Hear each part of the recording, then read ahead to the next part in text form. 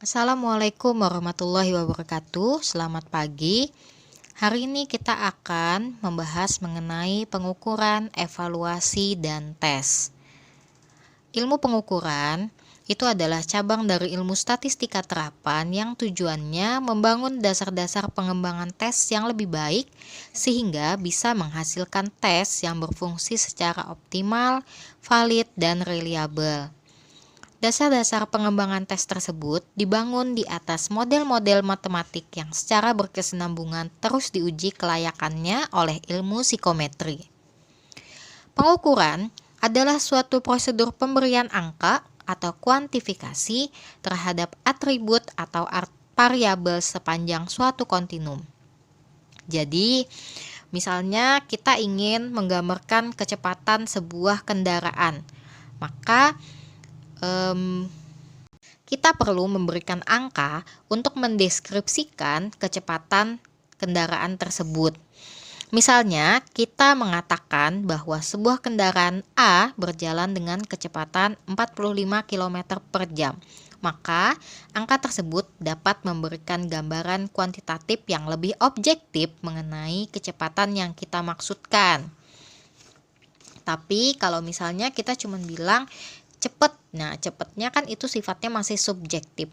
Untuk bisa bersifat objektif, maka kita berikan angka. Lalu, pengukuran itu fungsinya tadi bisa dibilang adalah untuk menghasilkan tes yang lebih optimal, valid, dan reliabel. Validitas dan reliabilitas itu adalah hal yang penting pada sebuah tes, di mana validitas dan reliabilitas itu menggambarkan tingginya akurasi dan kecermatan hasil ukur, di mana bila sebuah alat tes tidak valid, maka hasilnya tidak mencerminkan keadaan sebenarnya, di mana kesimpulan atau keputusan yang nantinya diambil akan menjadi tidak tepat. Ada 3 karakteristik dalam pengukuran, yaitu yang pertama, merupakan pembandingan antara atribut yang diukur dengan alat ukurnya. Misalnya, kuantifikasi tinggi badan kita lakukan dengan membandingkan tinggi badan sebagai atribut fisik dengan meteran sebagai alat ukur. Nah, oleh karena itu, pada karakteristik pertama kita sebutkan bahwa yang dibandingkan adalah atribut. Artinya, apa yang diukur adalah atribut atau dimensi dari sesuatu, bukan sesuatu itu sendiri. Misalnya lagi, kita tidak bisa mengukur sebuah meja karena yang kita ukur bukanlah meja sebagai benda, melainkan dimensi meja. Misalnya panjangnya atau lebarnya. Hal itu juga yang bisa dikatakan bahwa kita nggak bisa mengukur manusia karena yang kita ukur itu adalah atribut manusianya. Misalnya intelijensinya atau prestasinya. Nah, pengertian ini itu membawa makna bahwa benda atau manusia yang dimensinya diukur itu adalah subjek pengukuran, bukan objek. Sedangkan objek pengukuran itu adalah dimensi yang kita ukur. Jadi, kita hanya akan mengetahui alat ukurnya apabila atribut yang hendak kita ukur telah kita ketahui terlebih dahulu. Karakteristik pengukuran yang kedua adalah sifat hasilnya yang kuantitatif. Kuantitatif artinya wujudnya angka. Nah, hal ini itu selalu benar dalam setiap pengukuran. Suatu proses pengukuran akan dinyatakan selesai apabila hasilnya telah diwujudkan dalam bentuk angka yang biasanya disertai oleh satuan ukurnya yang sesuai. Misalnya, kalau kita mengukur panjang, hasilnya akan berwujud angka, misalnya 25 cm, 10 cm, 50 meter, dan seterusnya. Lalu misalnya pada pengukuran volume, hasilnya wujudnya juga angka, misalnya 360 meter kubik, dan seterusnya. Begitu juga ketika kita mau mengukur aspek non-fisik atau aspek psikologis, maka kita bisa temui hasil pengukuran yang berupa angka juga.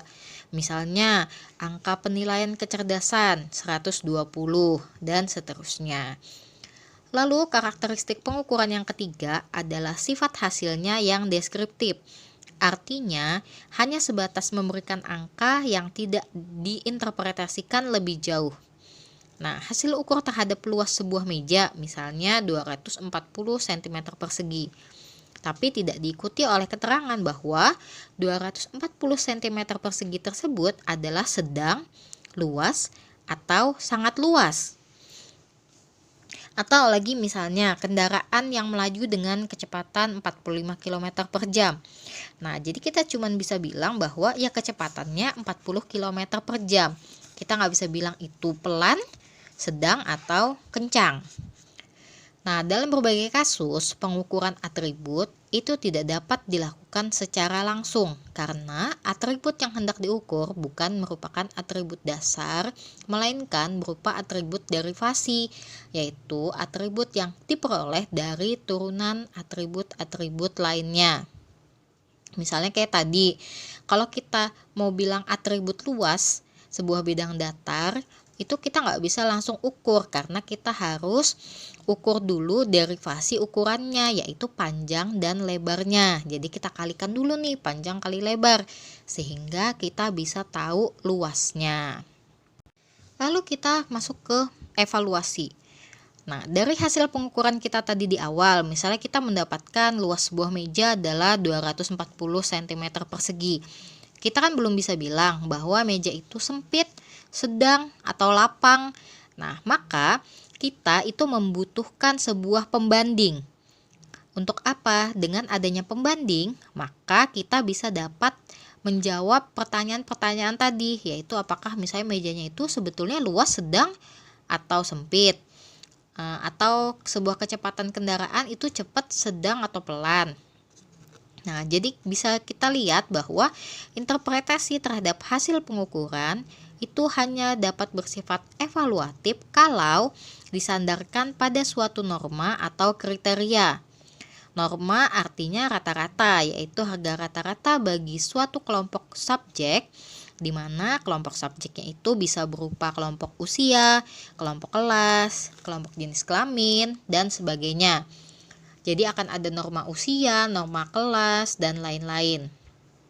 Nah, karena hasil tes psikologis itu seringkali nggak punya satuan ukur, maka kita perlu menyatakannya secara normatif. Contohnya nih, hasil ukur IQ itu dinyatakan sebagai 110 IQ Ways atau skor tes matematika kita nyatakan dalam skor persentil rank ke-78, misalnya gitu.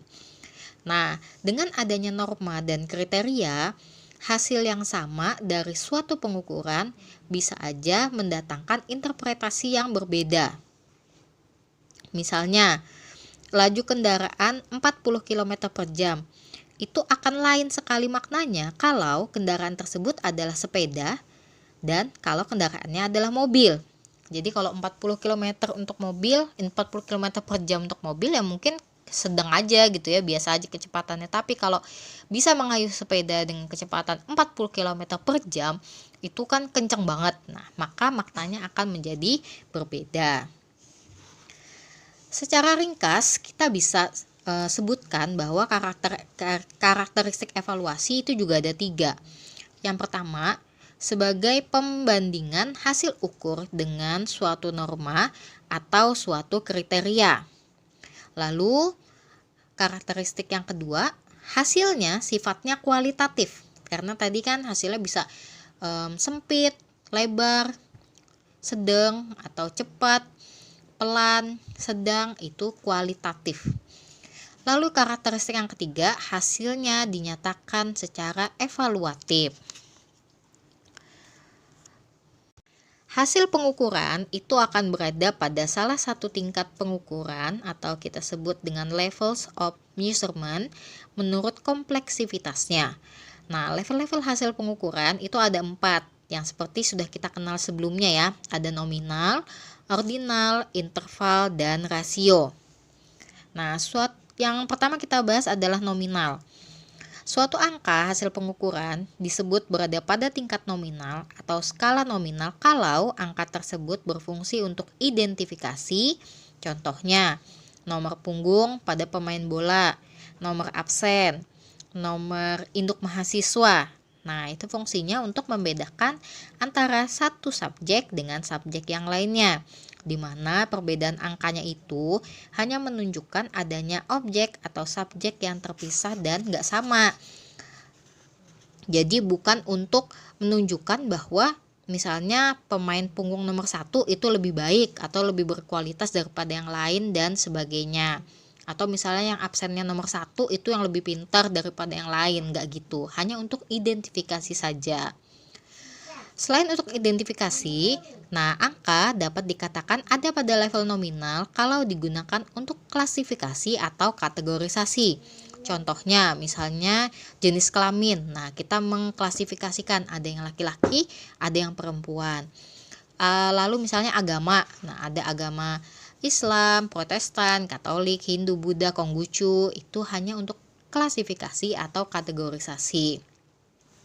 Nah, pengubahan angka yang tidak mengubah fungsi identifikasi dan kategorisasi seperti yang kita sebutkan di nominal itu kita sebut sebagai transformasi isomorfik. Jadi misalnya kalau sebelumnya laki-laki kita kode 1, perempuan 2, lalu kita ubah kodenya nih, laki-laki jadi 2, perempuan jadi 1. Nah, itu tidak akan mengubah fungsi identifikasi atau klasifikasi objek di dalamnya. Skala yang kedua adalah skala ordinal. Suatu pengukuran kita sebut ada pada level ordinal kalau angkanya itu berfungsi untuk menunjukkan adanya perjenjangan kualitatif, di mana perbedaan angka yang dimiliki oleh objek yang satu dari yang lainnya tidak menunjukkan adanya perbedaan kuantitatif, melainkan perbedaan kualitatif. Mengganti angka jenjang yang ada dengan angka lain selama urutannya tidak berubah, di mana dia bersifat invariatif, itu kita namai dengan transformasi monotonik. Skala yang ketiga adalah interval. Pada dasarnya, hasil ukur berskala interval adalah hasil pengukuran ordinal yang memiliki jarak antar jenjang yang tetap atau selalu sama. Jadi misalnya ada deretan angka 2, 3, 4, 5, 6, 7. Nah, kita tentu saja dapat mengatakan bahwa jarak 6 ke 4 itu adalah sama dengan jarak 5 ke 3. Dan sama juga dengan jarak antara 7 ke 5.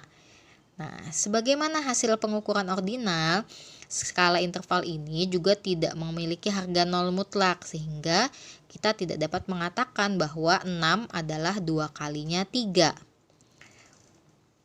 Perbedaan angka pada level interval sudah mempunyai arti perbedaan kuantitatif dan kualitatif, sehingga data yang berlevel interval itu boleh dikenai operasi hitung plus dan minus. Data hasil pengukuran interval itu punya sifat invarian kalau dikenai transformasi linier, yaitu transformasi angka dengan persamaan garis lurus yang dirumuskan dengan Y sama dengan A plus BX. Skala yang terakhir adalah skala rasio. Nah, rasio ini adalah level pengukuran yang tertinggi, di mana pada dasarnya level interval yang tidak dia itu adalah level interval yang punya nilai 0 mutlak. Artinya, harga 0 pada skala ini itu memang menunjukkan bahwa atribut yang kita ukur sama sekali tidak ada pada objek yang bersangkutan. Misalnya, ukuran-ukuran berat. Kalau 0 kg berarti benda itu ya memang nggak punya berat.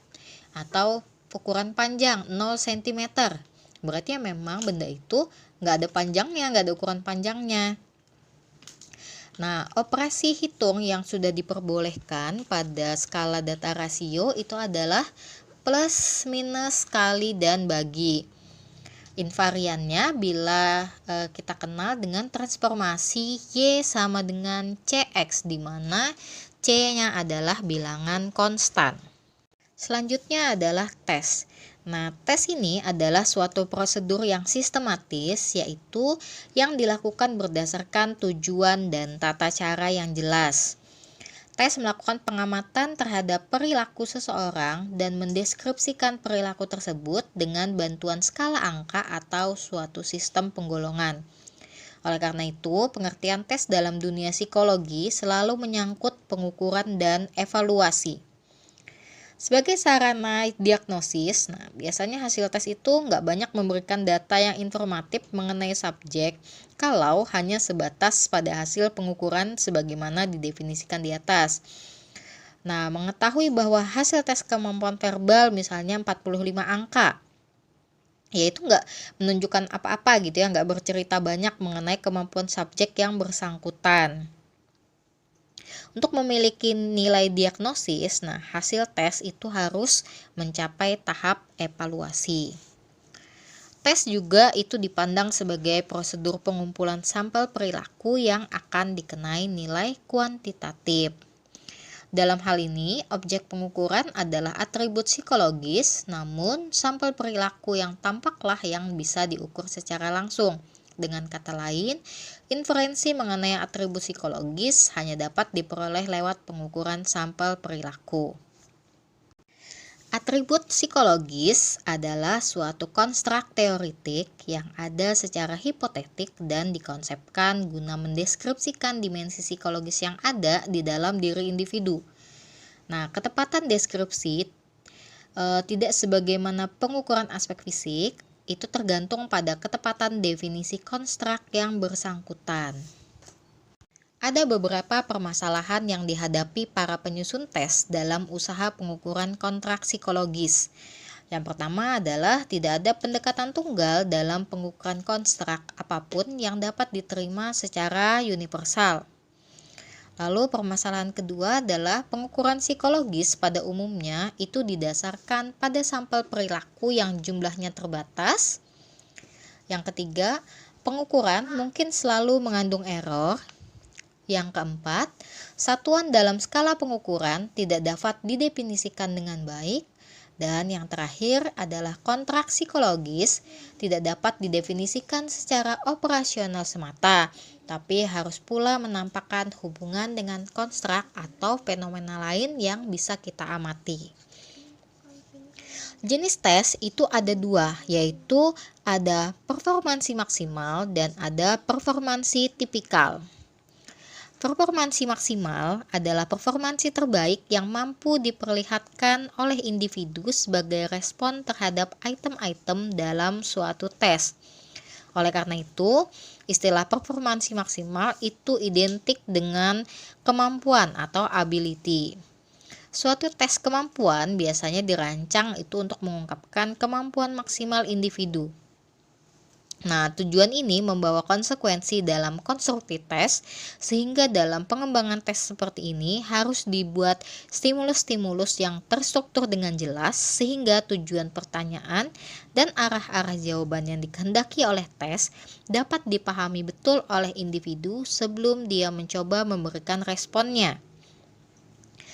Di mana validitas pada maksimal performance itu sangat tergantung pada kesiapan testenya,